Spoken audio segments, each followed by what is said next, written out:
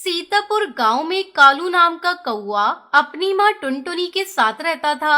उसकी माँ की एक आँख नहीं थी, इसलिए वो बदसूरत दिखती थी। बचपन में तो अपनी माँ से बहुत प्यार करता था, लेकिन जब वो बड़ा हुआ तो उसे महसूस होने लगा कि उसकी माँ बदसूरत है, इसलिए उसके साथ बाहर नहीं जाता था। माँ, तुम्हारी एक आँख नहीं है, तुम्हारी शक्ल अच्छी नहीं दिखती। मेरे दोस्तों की माँ तो कितनी खूबसूरत है, तुम मेरी माँ नहीं हो सकती। अरे बेटा, तुम ऐसा क्यों बोल रही हो? ऐसे ही एक दिन कालू अपना टिफिन लिए बिना स्कूल चला जाता है। अरे कालू बेटा अपना टिफिन भूल गया। मैं उसे टिफिन दे आती हूँ, वरना पूरा दिन भूखा रहना पड़ेगा। तब तक आप लोग कमेंट में बताएं, ऐसी कौन सी चीज है जो पानी पीते ही मर जाती है। ये कहकर वो उसके स्कूल चली जाती है। तभी अचानक अपनी माँ को स्कूल में देखकर उसको अपने दोस्तों के सामने बेइज्जती महसूस होती है और उसे अपनी माँ पर बहुत गुस्सा आता है। फिर वो घर जाकर माँ को गुस्से से बोलता है, माँ, मैंने कितनी बार बोला तुम मेरे स्कूल में मत आया करो। आज तुम्हारी वजह से मेरी कितनी बेइज्जती हुई। इससे अच्छा था मैं भूखा ही रह जाता। मुझे माफ कर दो बेटा, मैं फिर कभी तुम्हारे दोस्तों के सामने नहीं आऊंगी। ये कहकर वो रोने लगती है। ऐसे ही काफी साल गुजर जाते हैं। अब कालू बड़ा हो जाता है और अपनी माँ से कहता है, माँ, अब मुझे तुम्हारे साथ रहना पसंद नहीं है, मैं ये घर छोड़कर जा रहा हूँ। बेटा ऐसा मत करो, तुम मुझे छोड़कर चले जाओगी तो मैं अकेले जीकर क्या करूँगी? तुम बहुत बुरी हो, तुम्हारी शक्ल अच्छी नहीं है, तुम्हारी वजह से मैं अब और बेइज्जत नहीं हो सकता। माँ के लाख रोकने पर भी वो नहीं रुकता और शहर जाकर शादी करके अपनी बीवी के साथ रहने लगता है। वहीं टुनटुनी चिड़िया अब बूढ़ी और बीमार हो चुकी थी। वो अकेली ही अपनी जिंदगी बिताने लगती है। फिर एक दिन कालू के घर हरिया तोता आता है। कालू बेटा, तुम्हारी माँ अब इस दुनिया में नहीं रही। आखिरी समय में वो तुम्हारे लिए ये खत छोड़ के गई है। ये रहा वो खत। खत हाथ में देकर वो वहाँ से चला जाता है। ये खबर सुनकर कालू थोड़ा दुखी होता है और खत पढ़ने लगता है। बेटा कालू, मेरी एक आँख न होने की वजह से तुम्हारी जिंदगी भर बेइज्जती होती रही, उसका मुझे बहुत दुख था। पर आज मैं तुम्हें एक बात बता रही हूँ जो मैंने तुम्हें कभी नहीं बताई। जब तुम छोटे थे तो खेलते हुए तुम्हारी आँख में चोट लग गई। जब मैं तुम्हें डॉक्टर के पास लेकर गई तो उन्होंने कहा इसका एक ही हल है कि कोई अपनी एक आँख तुम्हें दे दे।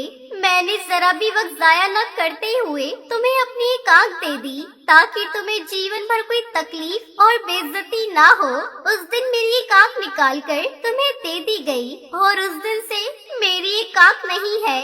उस दिन के बाद से मेरी शक्ल अच्छी नहीं दिखती थी बेटा। मैं तुम्हें एक बात बताना चाहूँगी, माँ बदसूरत और अंधी हो सकती है, लेकिन माँ कभी बुरी नहीं हो सकती।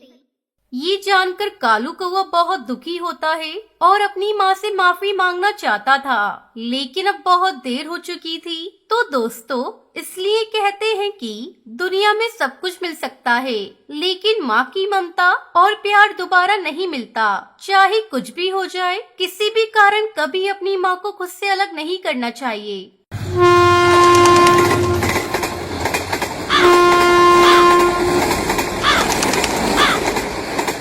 शिमला के जंगल में टुनटुनी चिड़िया अपने पति कालू कौवे के साथ रहती थी। कालू कौवे ने टुनटुनी से प्रेम विवाह किया था, जिसके चलते उनके घर वालों ने अपने घर से निकाल चुके थे। अब हम लोग कहाँ जाएंगे जी? हमारे घर वालों ने तो हमें घर से बाहर निकाल दिया। आपके पास तो अभी कोई काम भी नहीं है, कहाँ रहेंगे हम लोग और क्या खाएंगे?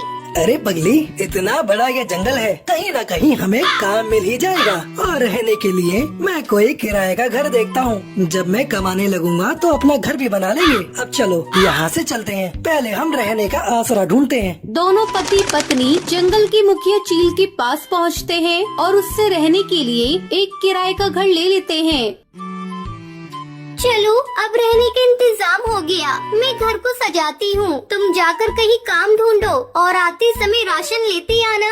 अच्छा भाग्यवान, मैं जाता हूँ, तुम अपना ध्यान रखना। इतना कहकर कालू कौवा काम तलाश करने चला जाता है। बहुत कोशिश करने पर उसे एक जगह काम मिल जाता है। शाम को राशन लेकर कालू कौवा जब घर लौटता है आप आ गई जी, जल्दी लाओ राशन, मैं भोजन बनाती हूँ, मुझे बहुत जोरों से भूख लगी है। टुनटुनी भोजन बनाती है और दोनों खाना खाते हैं। रात को सोते समय टुनटुनी कालू से कहती है, आपको तो काम मिल गया, अब तो आप रोज काम पर चले जाएंगे। मैं सोच रही हूँ क्यों ना मैं भी आपके साथ काम करूँ, इससे घर में दोगुनी आमदनी होगी और जब ज्यादा आमदनी होगी तो हमारा घर भी जल्दी बन जाएगा। तो ठीक है टुनटुनी, कल से तुम भी मेरे साथ काम पर चलो। अगले दिन से टुनटुनी और कालू दोनों साथ में काम पर जाने लगे। इस तरह 2 महीने गुजर गए। सब कुछ अच्छा चल रहा था। सुनो जी, मैं माँ बनने वाली हूँ, अब मैं आपके साथ काम पर नहीं जा सकूंगी, मुझे अब आराम की जरूरत है। टुनटुनी की ये बात सुनकर कालू कौवा खुश हो जाता है और अकेले ही काम पर चला जाता है। इस तरह कुछ दिन गुजर जाते हैं। एक दिन जंगल का सरदार कालू के घर आता है। कालू, अरे ओ कालू, जल्दी घर से बाहर निकल, मुझे तुझसे बहुत जरूरी बातें करनी है। मुखिया की आवाज सुनकर टुनटुनी चिड़िया घर से बाहर निकलती है। मुखिया जी, क्या बात है? आपको जो कहना है मुझसे कहिए, कालू तो काम पर गए हैं। जब कालू घर आ जाए तो उसे बता देना, इस महीने से घर का किराया दुगुना लगेगा, रहना है तो दुगुना किराया देना पड़ेगा। इतना कहकर मुखिया वहाँ से चला जाता है। शाम को टुनटुनी ये बात कालू को बताती है। अब क्या होगा जी, वैसे भी आजकल मैं काम पर नहीं जा रही हूँ, कमाई भी बहुत कम हो रही है, दुगना किराया हम लोग कैसे देंगे? कुछ ही दिनों में अपना बच्चा भी आने वाला है, उसे लेकर हम कहाँ कहाँ ठोकरें खाते फिरेंगे। मेरा तो दिमाग काम करना बंद कर दिया है, एक बार फिर से हम लोग बेघर हो जाएंगे।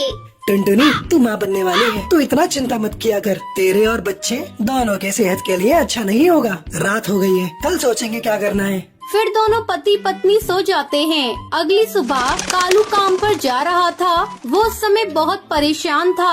उसे कुछ समझ में नहीं आ रहा था कि अब वो अपनी पत्नी को लेकर कहाँ जाएगा। इसी परेशानी में कालू कौवा अपना रास्ता भटक जाता है और एक पुरानी रेल की पटरियों के पास आ जाता है। अरे ये क्या, मैं तो अपना रास्ता भटक गया, थोड़ी देर आराम कर लेता हूँ, फिर आगे चलता हूँ। ऐसा सोचकर कालू कौवा एक पुरानी खंडर पड़ी रेल के डिब्बे के अंदर जाकर बैठ जाता है। उस रेल के डिब्बे की हालत खराब होने के कारण वो अब इंसानों के इस्तेमाल में नहीं थी। अरे ये रेल डब्बा तो बहुत पुराना है और बिल्कुल खाली पड़ा है, क्यों ना हम लोग इसी में अपना घर बना कर रहे। मैं अभी जाकर टुनटुनी को बताऊंगा। फिर कालू कौवा वहाँ से खुशी खुशी चला जाता है। शाम को जब वो घर लौटता है तो टुनटुनी को रेल के डिब्बे वाली बात बताता है। अगले दिन वो टुनटुनी और अपने सामान को लेकर उस डिब्बे के पास आता है। फिर दोनों पति पत्नी उस रेल के डिब्बे में घर बनाकर रहने लगते हैं।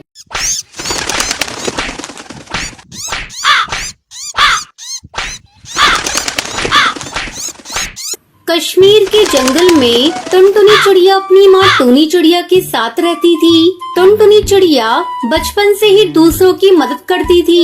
एक दिन उसकी सहेली लंच के समय चुपचाप बैठी थी। अरे लूसी, आज तो लंच नहीं कर रही है, लगता है तो टिफिन लाना भूल गई। वो मेरे घर आज आटा खत्म हो गया था, इसलिए माँ ने आज लंच नहीं बनाया। ये ले लूसी, तू मेरा लंच कर ले, मैं सुबह नाश्ता करके आई हूँ। तो ठीक है, चल हम दोनों मिलकर लंच करते हैं। इस तरह समय बीतने लगता है। टुनटुनी चिड़िया बड़ी हो जाती है। कुछ दिन बाद ही टुनटुनी चिड़िया की माँ उसकी शादी कालू कौवे से कर देती है। कालू कौवे की माँ सुंदरी कौवी बहुत ही खड़ूस और कंजूस थी। अरे बहू, तुझसे कितनी बार कहा भिखारियों को कुछ मत दिया कर, और तू है कि मेरी बात सुनती ही नहीं। मेरा बेटा कमाते कमाते मरा जा रहा है और तू है कि उसे लुटाने पर लगी है। माँ जी, आप ये कैसी बातें कर रही हैं? ये बेचारी भूखी मेरे दरवाजे पे भोजन मांग रही थी, अगर मैंने इसे थोड़ा भोजन दे दिया तो क्या हो गया? अभी इस घर में आए 4 दिन नहीं हुए, लेकिन जुबान तो ऐसे चला रही है जैसे तू मेरी सास है। खबरदार, आगे से तूने मुझसे बिना पूछे किसी को कुछ दिया, मैं तुझे मार मार कर तेरी चमड़ी उधेड़ दूंगी। अपनी सास की डांट सुनकर टुनटुनी चिड़िया आंसू बहाते हुए कमरे में चली जाती है। कुछ दिन इसी तरह बीत जाते हैं। एक दिन सुंदरी कौवी बाजार गई थी, तभी पड़ोस की हरी काकी टुनटुनी चिड़िया के पास आती है। बहुरिया, अरे ओ बहुरिया, कहाँ हो? जरा यहाँ तो आओ। क्या बात है हरी काकी, माँ जी घर पर नहीं है? बहुरिया, मुझे तुझसे काम है, थोड़ी मेरी मदद कर दे। कैसी मदद काकी? क्या बताऊं बहुरिया, 2 दिनों से मेरा बेटा बीमार पड़ा है, काम पर नहीं गया है, बच्चे भूख से तड़प रहे हैं। अगर तू मुझे थोड़ा सा राशन दे दे तो मैं तेरा ये उपकार जिंदगी भर नहीं भूलूंगी। अरे काकी, इसमें उपकार की कौन सी बात है, मैं अभी आपको राशन देती हूँ। टुनटुनी चिड़िया राशन निकालकर हरी काकी को दे देती है। जैसे ही हरी काकी वहाँ से राशन लेकर जाने लगती है, सुंदरी कौवी बाजार से वापस आ जाती है और हरी काकी को राशन ले जाते देख लेती है। बहू, आज तूने फिर से इन भिखारियों को भीख दिया। मेरे मना करने के बाद भी तू नहीं मानती। ठहर जा, मैं अभी तेरा इलाज कर देती हूँ। ऐसा कहकर सुंदरी कौवी टुनटुनी चिड़िया को पीटने लगती है। कमबख्त, मेरी तो कोई इज्जत ही नहीं तेरे मन में। आने दे आज मेरे बेटे को, तेरी सारी करतूत उसको बताऊंगी। माँ जी, मैंने बचपन से ही जरूरतमंदों की सहायता की है। हरी काकी के बच्चों को अगर मैंने थोड़ा राशन दे दिया तो कौन सा गलत कर दिया? तेरे बाप के घर से आता है राशन तो मंगा ले और बांटती रहे, पर खबरदार मेरे बेटे की कमाई को इन भिखारी पक्षियों पर लुटाया तो। उस दिन टुनटुनी चिड़िया बहुत दुखी थी। वो जंगल में नदी किनारे एक पेड़ के नीचे बैठकर रोने लगती है। तभी वहाँ एक जादूगरनी आती है। बेटी, मैं बहुत देर से देख रही हूँ, तू यहाँ बैठकर रो रही है। क्या दुख है तुझे? तू इतनी परेशानी में क्यों है? मैं एक जादूगरनी हूँ, मैं तेरा सारा दुख दूर कर दूंगी। भली जादूगरनी, मेरी सासू माँ मुझे बहुत दुख देती है। कुछ ऐसा करो जिससे वो मुझे प्यार करने लगे। बेटी, तू रोकर अपने आंसू बर्बाद मत कर। मैं आज से तुझे ऐसी शक्ति देती हूँ कि जब भी कोई तुझे रुलाएगा, तेरे आंसुओं के सैलाब में वो डूबकर मर जाएगा। अब तू बेफिक्र होकर अपने घर जा। फिर टुनटुनी चिड़िया अपने घर वापस लौट आती है। इधर सुंदरी कौवी का गुस्सा अभी तक शांत नहीं हुआ था। जैसे ही वो टुनटुनी चिड़िया को देखती है, उसे फिर से पीटना शुरू कर देती है। अचानक हुई पिटाई से टुनटुनी चिड़िया रोने लगती है और उसके आंसू नीचे गिरने लगते हैं। जैसे ही उसके आंसू नीचे गिरते हैं, वो एक सैलाब का रूप ले लेते हैं और उसमें सुंदरी कौवी डूबने लगती है। बचाओ बचाओ बहू, मुझसे बहुत बड़ी गलती हो गई, बचाओ। मैं आगे से तुझे कभी दुख नहीं दूंगी। ये सुनकर टुनटुनी चिड़िया खुश हो जाती है और अपनी सास को माफ कर देती है। टुनटुनी चिड़िया के ऐसे करते ही आंसुओं का सैलाब गायब हो जाता है। कुछ दिन के बाद से सुंदरी कौवी बदल जाती है। फिर दोनों सास बहू खुशी खुशी रहने लगती है। कश्मीर के जंगल में टुनटुनी चिड़िया अपने पति कालू कौवे के साथ रहती थी। बारिश का मौसम था, जोरों से बारिश हो रही थी। लगातार कई दिनों तक बारिश होती रहती है। सबके खेतों में पानी भर चुका था। एक दिन टुनटुनी चिड़िया अपने पति कालू कौवे से कहती है, सुनो जी, मैं सोच रही हूँ बारिश रुक जाए तो इस बार हम लोग अपने खेत में आइसक्रीम की फसल लगा देते हैं। कई सालों के बाद इतनी अच्छी बारिश हुई है। अगर फसल अच्छी हुई तो आधी फसल बेच देंगे और जो पैसे मिलेंगे उससे पक्का घर बना लेंगे। तुम ठीक कह रही हो। हम इस बार अपने खेत में आइसक्रीम की फसल उगाएंगे, लेकिन हम आइसक्रीम के जादुई बीज कहाँ से लाएंगे? तुम उसकी चिंता मत करो, मैं एक भले जादूगर को जानती हूँ। उसने पिछले ही साल मेरी सहेली टूनी चिड़िया को आइसक्रीम के जादुई बीज दिए थे और उसकी उपज बहुत अच्छी हुई थी। हम भी उन्हीं से बीज लेकर आएंगे और फिर बीज के बराबर जादूगर को आइसक्रीम वापस कर देंगे। दोनों पति पत्नी उस जादूगर की गुफा में जाते हैं। क्यों री टुनटुनी, आज इस जादूगर की याद कैसे आ गई? वैसे तो कभी मुझे याद नहीं करती। जरूर मुझसे कोई काम होगा, तभी तू मेरे पास आई है। अब बता, मुझसे क्या काम है? क्या बताऊं भले जादूगर, तुम देख ही रही हो इस बार बारिश अच्छी हुई है। हम सोच रहे हैं कि इस बार अपने खेत में आइसक्रीम की फसल उगाएं, लेकिन हमारे पास इसके लिए आइसक्रीम के बीज है ही नहीं। अगर आप मुझे बीज दे देंगे तो आपकी हम पर बहुत बड़ी कृपा होगी। तो ठीक है, लेकिन तू समय पर मेरे बीज के बराबर आइसक्रीम वापस कर देना। ठीक है जादूगर, आप चिंता ना करें। जादूगर टुनटुनी चिड़िया को आइसक्रीम के बीज दे देता है। कालू कौवा और टुनटुनी चिड़िया बीज लेकर वापस घर लौट आते हैं। फिर अगले दिन टुनटुनी चिड़िया अपनी बेटी पिंकी के साथ खेत में बीज को बिखेर देती है। इस तरह कई दिन गुजर जाते हैं। एक दिन टुनटुनी चिड़िया कालू कौवे को खेत में भेजती है। कई दिन हो गए खेत में बीज डाले, जाओ एक बार जाकर देख लो कहीं बीज सूख तो नहीं गए। अगर बीज सूख रहे होंगे तो सिंचाई कर देना। कालू कौवा अपने खेत पर जाता है। वो देखता है सचमुच में सारे बीज सूख रहे थे। अरे ये क्या, ये बीज तो सूख रहे हैं। इससे तो सारी फसल ही खराब हो जाएगी। मुझे कैसे भी करके अपनी फसल की सिंचाई करनी होगी। ऐसा सोचकर कालू कौवा मुखिया के पास जाता है। मुखिया जी, मेरी आइसक्रीम की फसल सूख रही है। अगर आप मुझे पंप दे देते तो मैं अपने खेतों की सिंचाई कर देता। मुखिया कालू कौवे को पंप नहीं देता। अबे चल भाग यहाँ से, मैं तुझे अपना पंप नहीं दे सकता। मुझे भी अपने खेत की सिंचाई करनी है। कालू दुखी होकर अपने खेत पर वापस लौट आता है और किसी तरह पास वाली नदी से पानी लाकर अपने खेत की सिंचाई करता है। कुछ ही दिनों में कालू के खेत में आइसक्रीम की फसल लहराने लगती है। जब ये खबर मुखिया के पास पहुंचती है तो वो जल भुन जाता है और किसी तरह से आइसक्रीम की फसल को बर्बाद करने के लिए योजना बनाने लगता है। उधर टुनटुनी चिड़िया और कालू कौवा भी अपनी फसल पक जाने पर काटने की तैयारी करने लगते हैं। कालू जी, अब अपनी फसल पक चुकी है और इसमें से आइसक्रीम भी निकल आई है। अब इसे हम लोग बाजार में बेच देते हैं। फिर दोनों जल्दी जल्दी अपनी आइसक्रीम को इकट्ठा करते हैं और उसे अपने घर लेकर आते हैं। चलो जी, आखिरकार हमारी आइसक्रीम की फसल कट गई है। अब कल जाकर हम लोगों को जादू करके उनके बीज के बराबर का फसल वापस कर देना होगा। फिर आराम से आइसक्रीम को बाजार में ले जाकर बेच देंगे। अब तुम जाकर जल्दी से मुंह हाथ धो लो, मैं तुम्हारे लिए भोजन परोसती हूँ। दोनों पति पत्नी भोजन करके सो जाते हैं। अचानक आधी रात को मुखिया उनकी फसल को चुराने के लिए उनके घर में घुस जाता है। खटखट की आवाज सुनकर टुनटुनी चिड़िया की नींद खुल जाती है और वो चोर चोर करके शोर मचाने लगती है। टुनटुनी चिड़िया की आवाज सुनकर सभी पक्षी इकट्ठा हो जाते हैं और मुखिया को पकड़ लेते हैं। किसी तरह मुखिया उन पक्षियों से अपनी जान बचाकर भाग जाता है और अगले दिन टुनटुनी चिड़िया कालू कौवे के साथ बाजार जाती है। आइसक्रीम ले लो, रंग बिरंगी आइसक्रीम। खट्टी मीठी आइसक्रीम ले लो, लाल पीली नीली आइसक्रीम ले लो। टुनटुनी मासी, एक लाल आइसक्रीम मुझे भी देना।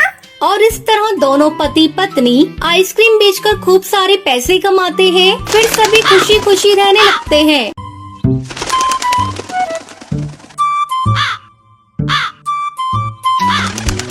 नैनीताल के जंगल में टुनटुनी चिड़िया अपनी माँ टूनी चिड़िया के साथ रहती थी। उसके पिता की मौत बचपन में ही हो गई थी। तब टूनी चिड़िया ने टुनटुनी को माँ और बाप दोनों का प्यार दिया। टुनटुनी अब बड़ी हो गई थी और उसकी शादी की चिंता टूनी चिड़िया को सताने लगी। एक दिन जंगल का मुखिया कड़कनाथ कौवा टूनी चिड़िया के घर आता है। कहो भाभी, कैसे हो? सब कुछ बढ़िया चल रहा है ना? मुखिया जी, आप बताइए, कहिए कैसे आना हुआ? तुम्हारी बिटिया के लिए रिश्ता लेकर आया हूँ। शहर में मेरी मौसी का बेटा है। तुम कहो तो बात आगे बढ़ाऊं। वैसे आजकल मौसी मेरे पास आई हुई है। कल उनका बेटा भी आने वाला है। तुम चाहो तो कल ही टुनटुनी को दिखा देते हैं। ठीक है मुखिया जी, एक न एक दिन बेटी को विदा तो करना ही है। अगले दिन मुखिया की मौसी चंपा कौवी और उसका बेटा कालू टुनटुनी को देखने आते हैं। बहन जी, मुझे तो टुनटुनी पसंद है। बस मेरा बेटा हाँ कह दे, फिर लेन देन की बातें भी हो जाएंगी। थोड़ी देर तक कालू टुनटुनी से बात करता है और फिर अपनी हामी भर देता है। मुबारक हो बहन जी, अब आपकी बेटी मेरी हुई। लेकिन दहेज में मुझे 2 लाख रुपए नगद चाहिए। मेरा बेटा अपने काम को आगे बढ़ाना चाहता है, इसमें पैसे तो लगेंगे ही। वैसे भी मैं आपसे बहुत थोड़ा दहेज मांग रही हूँ। आप लोग गांव के हैं और हम लोग शहर के। शहर में शादी करने के लिए बहुत सारा दहेज देना पड़ता है। मैं तैयार हूँ बहन जी, बस मेरी बेटी का घर बच जाए, इससे ज्यादा खुशी की बात मेरे लिए और क्या होगी।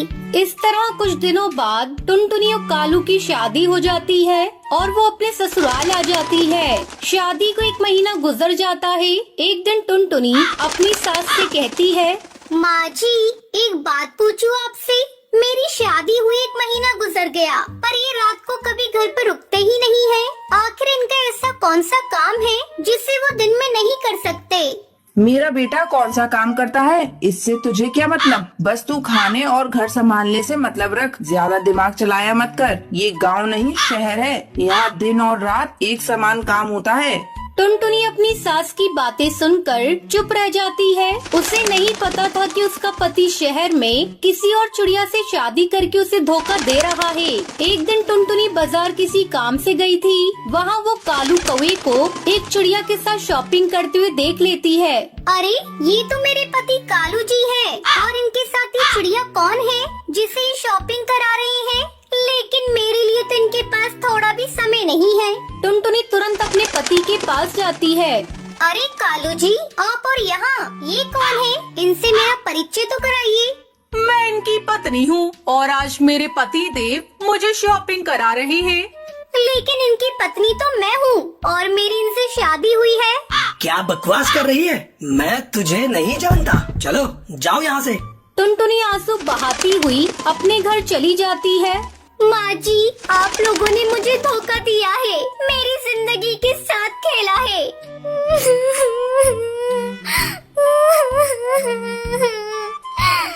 तभी कालू कौवा भी घर चला आता है। माँ, अब इस गवार का कोई काम नहीं, हम आज ही इसका काम तमाम कर देते हैं। दोनों माँ बेटे मिलकर टुनटुनी को एक नदी में ले जाकर फेंक देते हैं। बचाओ बचाओ, मैं डूब जाऊंगी, मुझे तैरना नहीं आता। तभी उस नदी के पास पानी पी रहा एक हाथी का बच्चा टुनटुनी की आवाज सुनता है। वो किसी तरह टुनटुनी को नदी में डूबने से बचा लेता है। टुनटुनी अपने साथ शहर में हुए अत्याचार को अपनी माँ को नहीं बताती। नहीं नहीं, मैं अपनी माँ को कुछ नहीं बताऊंगी, नहीं तो मेरी माँ ये सदमा बर्दाश्त नहीं कर पाएगी और मर जाएगी, और मैं वापस अपने ससुराल भी नहीं जाऊंगी। मैं खुद से अपना एक नया घोंसला बनाऊंगी। फिर टुनटुनी चिड़िया नदी किनारे एक पेड़ पर एक घोंसला बनाती है और आराम से उसमें खुशी खुशी रहने लगती है। टुनटुनी चिड़िया और टुन्नू चिड़ा दोनों भाई बहन कश्मीर के जंगल में अनाथ थे। उनके माता पिता दोनों ही गरीबी और बीमारी से गुजर गए थे। टुनटुनी चिड़िया और टुन्नू चिड़ा कश्मीर के जंगल में भीख मांगकर गुजारा करते थे। सुबह से लेकर शाम तक इधर उधर भीख मांगना और नदी के किनारे ही दूसरे भिखारियों के साथ एक पेड़ की डाल पर सो जाना। कभी कभी तो उन दोनों को कुछ भी खाने को नहीं मिलता था, इसलिए वो दोनों भूखे ही सो जाते थे। एक सुबह जब टुनटुनी चिड़िया और टुन्नू चिड़ा सोकर उठे तो उन्होंने देखा कुछ पक्षी डाल पर पतंग उड़ा रहे हैं। टुनटुनी चिड़िया और टुन्नू चिड़ा को पता चलता है कि आज तो 15 अगस्त है। हर साल की तरह आज भी टुन्नू चिड़ा का मन उदास हो जाता है। वो भी दूसरे पक्षियों की तरह पतंग उड़ाना चाहता था, पर उनके पास इतने पैसे नहीं थे कि टुन्नू चिड़ा पतंग खरीद सके, और वो दोनों रोज की तरह एक पेड़ की डाल पर भीख मांगने चले जाते हैं। तभी टुन्नू चिड़ा को एक डाल पर गिरी हुई एक पतंग दिखाई देती है। वो जल्दी से उसे उठा लेता है। देखो दीदी, मुझे पतंग मिली। फटी हुई पतंग अब क्या उड़ाएगा? देख मेरे पास कितनी बड़ी पतंग है। इनके तो माँ बाप भी नहीं है, ये दोनों अनाथ हैं। ये दोनों पतंग नहीं खरीद सकते, 15 अगस्त नहीं मना सकते। तभी टुन्नू चिड़ा रोने लगता है। टुनटुनी चिड़िया उसे चुप कराती है। तू चिंता मत कर मेरे भाई, ये पतंग फटी हुई है तो क्या हुआ? आज जो भी पैसे इकट्ठे होंगे उनसे मैं तुझे पतंग खरीद कर दूंगी, ठीक है? सच्ची दीदी, आज आप मुझे पतंग दिलाओगी? आपको पता है मैं कभी भी पतंग नहीं उड़ा पाता हूँ।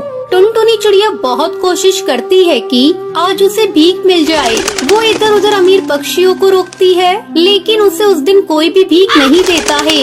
वो बहुत दुखी होती है। टुनटुनी चिड़िया के पास 2 रुपए थे। वो पतंग वाली की दुकान पर जाती है। बंटी भैया, एक पतंग और थोड़ी सी डोर दे दो, मेरे पास ये 2 रुपए है। चल हट यहाँ से, मेरे दूसरे ग्राहक खड़े हैं। अब हट, 2 रुपए में कुछ नहीं आता। भैया 50 पतंगे पैक कर देना, और 4 चरखी मांझे की। कितने हुए?